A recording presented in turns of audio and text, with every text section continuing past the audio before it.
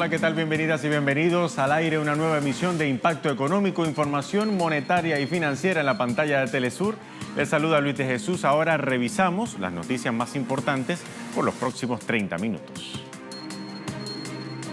Venezuela inaugura nueva planta de procesamiento de oro y apuesta al aumento de la producción del metal preciado para el año 2019.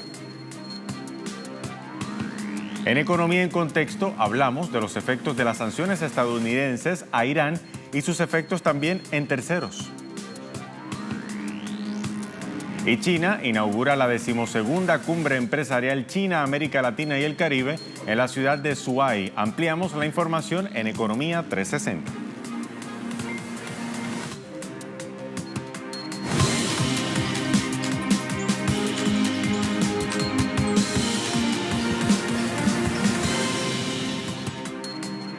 Iniciamos la información económica hablando de América Latina. El presidente de Venezuela, Nicolás Maduro, anunció este viernes, hace solo instantes, importantes avances en torno a la producción de oro en la nación suramericana. De acuerdo al mandatario venezolano, a través del Plan Oro y su producción desde el arco minero del Orinoco, el sureño estado Bolívar, el país obtendrá ahora ingresos por $5.000 millones para el año 2019. Agregó que el país está en proceso de certificación de 32 campos de oro que posicionarán a Venezuela como la segunda nación con mayores reservas auríferas a nivel mundial. Particularmente, este viernes fue inaugurada una de las 54 plantas de procesamiento de oro que se tienen previstas para inaugurarse en el arco minero. La misma tiene una capacidad estimada de procesamiento de 45 kilos de oro mensual y se estima que para el mes de julio de 2019 la llamada planta Sarrapia procese 90 kilos de oro.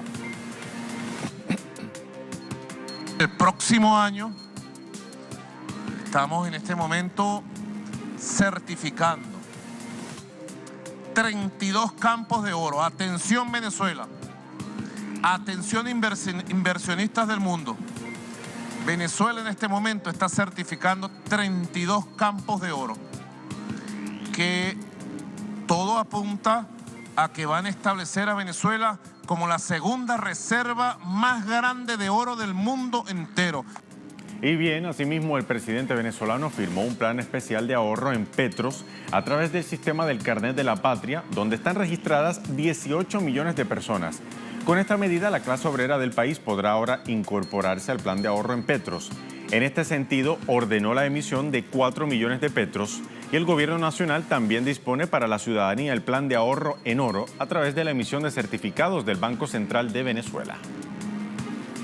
Y seguimos hablando de Venezuela porque el gobierno anunció además exportaciones hacia 3 importantes economías emergentes de Europa y Asia, teniendo como principal moneda precisamente de intercambio comercial el petro.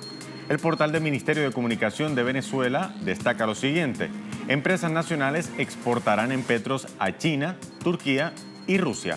El gobernador del Central Estado Miranda, Héctor Rodríguez, aseguró inversiones por más de 132 millones de petros. Las exportaciones que realizarán las empresas nacionales a estos 3 países serán valoradas con el criptoactivo venezolano como una medida estratégica para evitar el impacto de las sanciones del gobierno estadounidense de Donald Trump. Se ha desarrollado la exportación de cacao, por ejemplo, productos de mar y flores, así como la ampliación de vuelos internacionales al país y proyectos en infraestructura.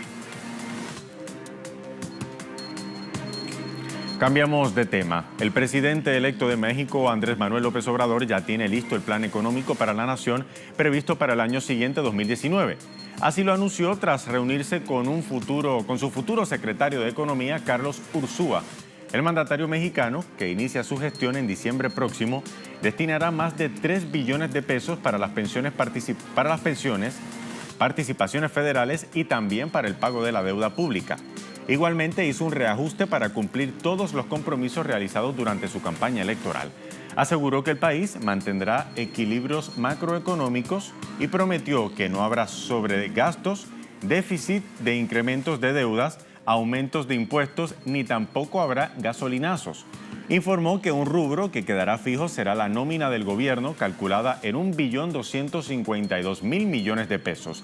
Ahora bien, en cuanto a la inversión social, esta será creada una pensión mensual de 1.274 pesos para adultos mayores por un monto total de 120.000 millones de pesos.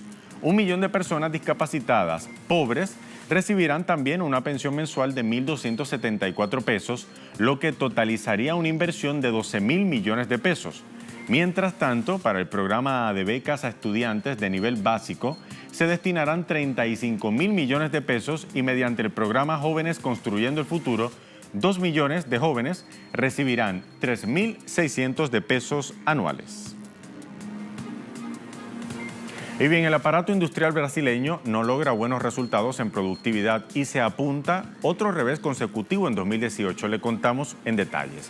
La producción industrial del gigante suramericano retrocedió en septiembre pasado 1,8% en contraste con el mes de agosto. El sector industrial suma 3 meses consecutivos en caída, ya que la producción de las fábricas brasileñas había retrocedido ya 0,3% en el mes de agosto respecto a julio. Los sectores que más influenciaron negativamente el desempeño industrial fueron el de las máquinas y el equipamiento, las bebidas y los vehículos. La producción fabril brasileña había acumulado una expansión de 1,9% en los 9 primeros meses del año 2018 frente al mismo periodo para el año 2017. Sin embargo, aún no hay una tendencia clara de recuperación económica para el país luego de la profunda recesión que, como sabemos, el gigante suramericano atravesó en los años 2015 y 2016. El Senado paraguayo aprobó el tratamiento del proyecto de ley que establece un impuesto a la exportación de soja. Tras un periodo de casi un año de su aprobación, en general, la Cámara de Senadores aprobó tratar en los próximos días el proyecto que aplicará un impuesto de 10% a la exportación de granos de soja en estado natural. La normativa presentada en el Senado por el Frente Guazú fue aprobada el 22 de junio del año 2017, el año pasado, para su tratamiento, pero su tratamiento quedó postergado. De acuerdo al Centro Estratégico Latinoamericano de Geopolítica, la medida generó el rechazo en las élites agroexportadoras del país, que ahora buscan aumentar sus beneficios económicos sin tener que pagar más por ello. El texto establece una carga tributaria solo a los granos de soja en su estado natural y no a la producción de maíz ni de trigo. Miren, en Paraguay, el 80% del suelo cultivable está sembrado de soja y el 71,3% de esos terrenos están controlados por el 1% de los terratenientes. Hay una gran concentración de riquezas allí, según un informe emitido por la Oxfam en el año 2016.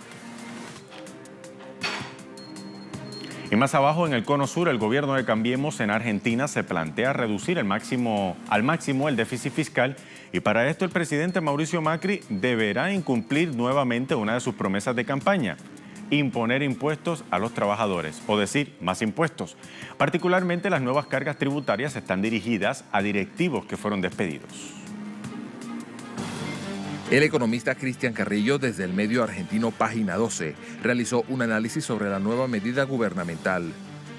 Destacó que desde el presente mes de noviembre, las indemnizaciones por despido del personal jerárquico pagarán un impuesto de ganancias. Con esta medida, el fisco se quedará con la tercera parte de la suma compensatoria, es decir, el 33% que se le haya dado al personal jerárquico despedido de empresas públicas y privadas del país. Según el decreto reglamentario, el impuesto se aplicará para el amplio margen de empleados que hayan ocupado en el último año posiciones gerenciales con remuneraciones brutas superiores a los 160.500 pesos mensuales o el equivalente a 15 salarios mínimos. El economista argentino afirma que con esta decisión del presidente Mauricio Macri incumple con su promesa electoral de no sumar impuestos de ganancias a los trabajadores. También agrega que el gobierno de Cambiemos incorporó categorías y eliminó exenciones que ampliaron y profundizaron el alcance de ese impuesto, ya que en 2015 el total de personas alcanzadas por ganancias fue de 1.189.342 trabajadores y en 2017 la cifra llegó a 2.028.369 personas. El impuesto también gravará la venta de inmuebles y será de 15% sobre la diferencia de precios entre compra y venta. Hacemos una primera pausa en Impacto Económico. Al regreso revisamos información de economía en contexto y analizamos cómo afectan también a otras entidades las sanciones que aplica Estados Unidos contra Irán. Hacemos una pausa, ya venimos.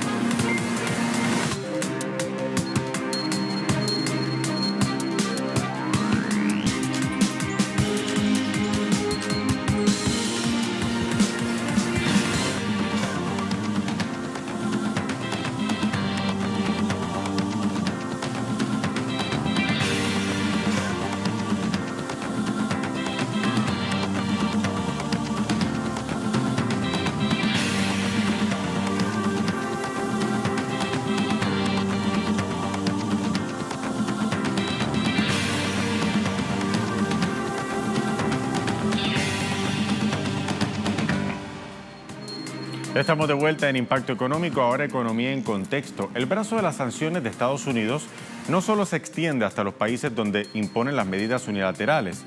Le contamos que, por ejemplo, hoy vamos a estar hablando de las amenazas de sanciones que hizo la Secretaría de Estado de Estados Unidos a una institución financiera en Europa que presta servicios a la República Islámica de Irán. En contexto, le contamos la información.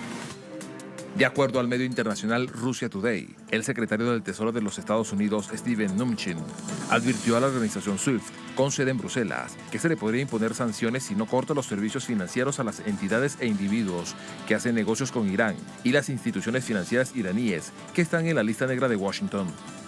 En declaraciones a la prensa, Mnuchin afirmó que SWIFT no es diferente a cualquier otra entidad y aconseja a la organización financiera desconectar a cualquier institución financiera iraní que se designe desde Washington, tan pronto como sea tecnológicamente posible, para evitar la exposición a las sanciones. El bloqueo que se le impone a Irán desde Estados Unidos abarca medidas sancionatorias contra cualquier sistema que cree la Unión Europea para realizar transacciones comerciales con el gobierno de Teherán. A finales de septiembre, los países firmantes del acuerdo nuclear confirmaron que Irán había cumplido con los compromisos contemplados en el pacto. En este sentido, la Unión Europea señaló que establecería un mecanismo jurídico para realizar transferencias financieras con Irán, evitando las sanciones de Estados Unidos. Sin embargo, la Secretaría del Tesoro estadounidense recalcó que si existen evidencias de un mecanismo especial y que con su ayuda hacen transacciones para eludir las sanciones, serán tomadas medidas duras. Ahora bien, los países miembros de la Unión Europea no son los únicos en desafiar las sanciones de Estados Unidos contra Irán. Otras importantes economías del mundo, entre las que destacan, por ejemplo, el gigante asiático China y Rusia, seguirán comercializando con Irán. Vean. La Unión Europea ha declarado su intención de mantener los acuerdos con Irán, confiando en una relación comercial bilateral que aumentó un 94% en la primera mitad de 2017. Por ello, ha decidido bloquear a partir de este 7 de agosto el efecto de las sanciones de Estados Unidos contra Irán en su territorio. Mientras tanto, la petrolera francesa Total ha anunciado que abandonará el proyecto South Pars, que se desarrolla en uno de los mayores campos de gas del planeta, compartido por Irán y Qatar, a menos que Estados Unidos exima de sanciones a la multinacional. En respuesta, el gobierno iraní ha informado que la Corporación Nacional de Petróleo de China sustituirá a la compañía francesa si esta finalmente se retira. Muestra de reciprocidad con China, que sí pretende salvar los acuerdos de 2015, que es el primer socio comercial de Irán, principal importador del crudo persa y con quien mantiene un intercambio comercial que creció 19% en 2017 y 10,1% en los primeros 5 meses de 2018, alcanzando 16.700 millones de dólares. Rusia también ha mostrado su apoyo. Ambos comparten el proyecto del Corredor de Transporte Internacional Norte-Sur, que incluye rutas por mar, carretera y ferrocarril para el intercambio de mercancías, un macroproyecto que pretende unir el norte de Europa con India y los países del Golfo Pérsico. Alianza que se potencia con el anuncio de Rusia de colaborar para la extracción de gas en Irán y la construcción de un gasoducto a través de Pakistán que llegue hasta la India, nación que también se niega a reconocer e ignora las sanciones estadounidenses y reitera que continuará comprando petróleo a Irán y pagará con rupias a través del UCO, su banco estatal, que no está expuesto a Washington.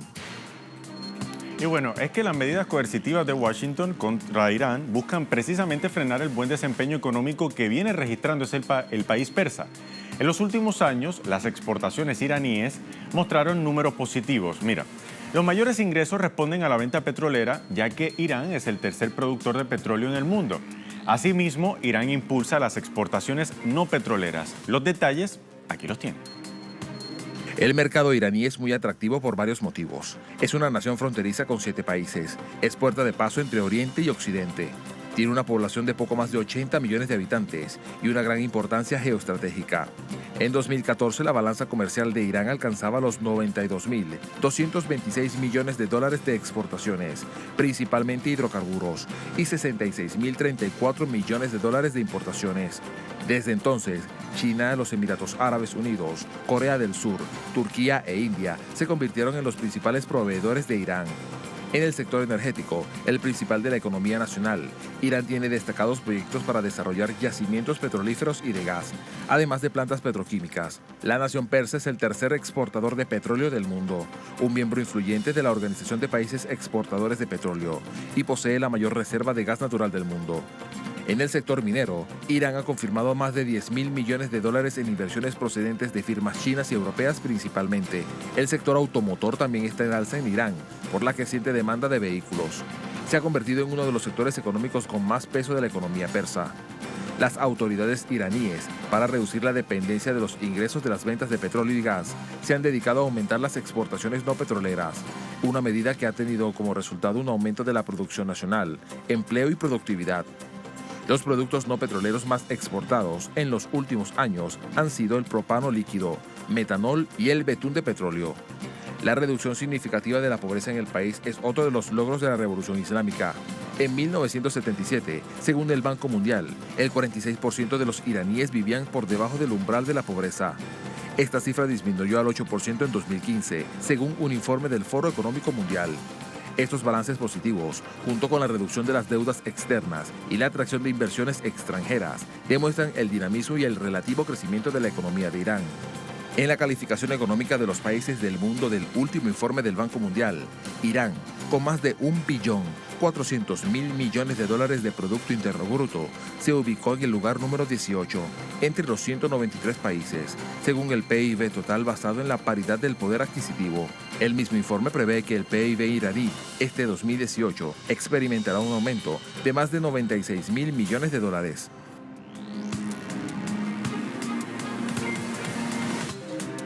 Y bien, hacemos una segunda pausa en Impacto Económico. Al regreso vamos a hablar de Economía 360. ¿Cuál es el tema? Vamos a estar hablando de la 12ª Cumbre Empresarial China-América Latina y el Caribe. Mucho más cuando regresemos.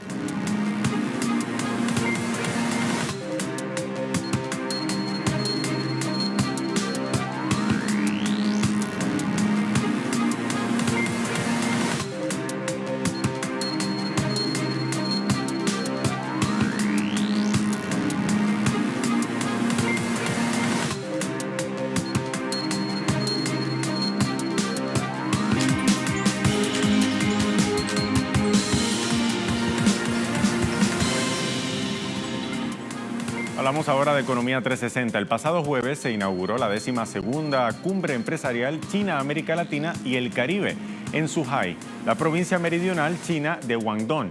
Alrededor de 1.200 representantes empresariales de ambas partes participan en este evento para discutir temas sobre infraestructura, finanzas y cooperación comercial. Con el fortalecimiento de la cooperación, el volumen comercial entre ambas partes alcanzó los $260.000 millones en el año 2017, mientras que la inversión directa total de las empresas chinas en América Latina y el Caribe llegó a los $387.000 millones en ese periodo. El vicegobernador del Banco Popular de China, Chen Yulu, señaló que en octubre de 2018 el Fondo de Inversión para Cooperación en Capacidad Productiva, China-LAC, y el Banco Interamericano de Desarrollo firmaron una carta de intención de cofinanciar $400 millones para crear un fondo de capital privado con el objetivo de apoyar proyectos de financiamiento para Latinoamérica y el Caribe y también proporcionar apoyo financiero a la cooperación económica y comercial. Y bien, los presidentes de Cuba y Rusia, Miguel Díaz-Canel y Vladimir Putin, refuerzan sus relaciones comerciales. Los detalles a continuación. El presidente de Rusia, Vladimir Putin, sigue consolidando las relaciones bilaterales con América Latina y el Caribe. En ese contexto, Putin sostuvo un encuentro en el Kremlin con su homólogo cubano Miguel Díaz-Canel, quien se encuentra en una gira internacional que también lo llevará a Corea del Norte, China, Vietnam y Laos. Díaz-Canel dijo que su visita a Rusia tiene un enorme significado y que están ratificando la continuidad de la relación de la Revolución Cubana con la Federación de Rusia. He sostenido útiles conversaciones con el presidente Vladimir Putin que nos han permitido constatar el excelente estado de las relaciones bilaterales. Hemos rememorado con satisfacción su fructífera visita a Cuba en julio del 2014. Por su parte, el presidente ruso, Vladimir Putin, señaló que las empresas rusas estaban listas para participar en programas de modernización de la economía cubana. Asimismo, dijo que construirían una estación terrestre en Cuba, que permitiría a la nación isleña aprovechar el sistema de navegación global por satélite GLONASS de Rusia, la respuesta de Moscú al sistema GPS.